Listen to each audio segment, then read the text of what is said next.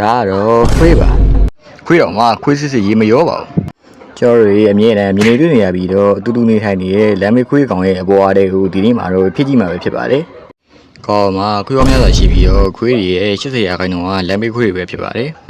တနေ့မှာတဲမီလို့ပြောလို့ရတဲ့ခွေးမကြီးကတင့်ကိုမွေးရပါတယ်မွေးရမယ့်နေရာတွေကလည်းအမိုက်ပုံးပေးနေတာရှီမြောင်ဒါမှမဟုတ်လို့ရှိရင်တော့မှအဆောက်အုံတွေမှာသူတို့ကမွေးကြပါတယ်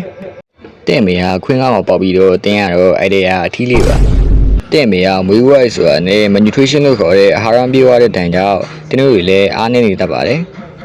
အဲ့ဒီမှာတင်းတို့ကအားနည်းနေတာကြောင့်မလို့ခွေးမရင်းတို့ပဲတောက်ရပါတယ်တခြားစားစရာတွေလည်းရှာလို့မရပါဘူးပြီးတော့တင်းတို့နေရမယ့်နေရာအကာအကွယ်လည်းမရှိအနည်းတဲ့ဆိုလည်းရှိအောင်မရှိပါဘူးအဲ့ဒါကြောင့်မလို့အကောင်9ကောင်ပေါက်လို့ရှိရင်အနည်းဆုံး3ကောင်လောက်ကဟိုက်ပိုတာမီယာလို့ခေါ်တဲ့ကိုပူကြခြင်းနဲ့ပိုးဝင်ပြီးတော့တည်ဆုံတော့တတ်ပါတယ်။ဒါပေမဲ့တင်ရတော့မသေးပါဘူး။တင်ကဒါတွေဖြစ်ကြုံနိုင်ပြီးတော့ကြီးထွားလာခဲ့ပါတယ်။ကြီးထွားလာတဲ့အချိန်မှာတော့နှုတ်ပြတ်သွားခဲ့ပါပြီ။ခွေးတစ်ကောင်ကတက်2လနေပြီးတော့3လသားအရွယ်မှာနှုတ်ပြတ်ကြပါတယ်။နှုတ်ပြတ်သွားပြီဆိုတာနဲ့ scavation လို့ခေါ်တဲ့အစာရှာခြင်းလုပ်ကိုတင်ကအစတင်ပြီးတော့လုပ်ရတော့မှာပါ။အစာရှာမှာလည်းအခြားခွေးလိုမျိုးအစာကောင်းတွေမရှိဘဲနဲ့တင်းတို့စားမှာအစာပုတ်တွေဒါမှမဟုတ်လို့ရှိရင် plastic တွေပဲရှိပါတယ်အစာပုတ်တွေပဲစားရတာကြောင့်မလို့အစာထဲမှာပါတဲ့ဘက်တီးရီးယားပိုးမွှားတွေကြောင့်တင်းတို့တွေကဝက်ပြက်ဝါချိုရောဂါနဲ့အင်တာနက်ပါရာဆိုက်လို့ခေါ်တဲ့တန်ကောင်တော့ကောင်တွေလည်းအမြဲရှိနေပါတယ်ဒါပေမဲ့တင်းမှာဆော်လို့မရှိပါဘူးခွေးတွေကလူလိုမျိုးတွားကျင်နေရရှောက်တော့လို့မရပါဘူးသူတို့မှလည်းသူတို့နေမီနေသူတို့ရှိပါတယ်အဲ့ဒါကိုတရတီဝါလို့ခေါ်ပါတယ်အဲ့ဒါကြောင့်မလို့တင်းကအခြားနေရင်မှာခွေးမချီချိုးလေးတို့ကောင်တွေ့ရင်တော့မှတင်းကတွားလို့ရှိရင်ကြိုက်ခံရမှာပဲဖြစ်ပါတယ်ဒါပေမဲ့ကိစ္စတော့မရှိပါဘူးတင်းတို့ကတေးတခုနေရတာကိုစားရအချင်းပြပြတာဖြစ်နေလို့ပါ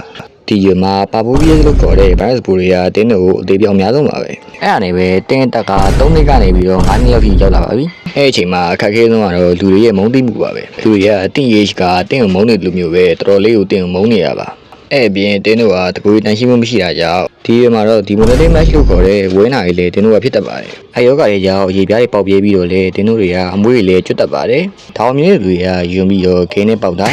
ရေနဲ့ပတ်တာမျိုးလေတင်းကိုလုပ်မှာပါ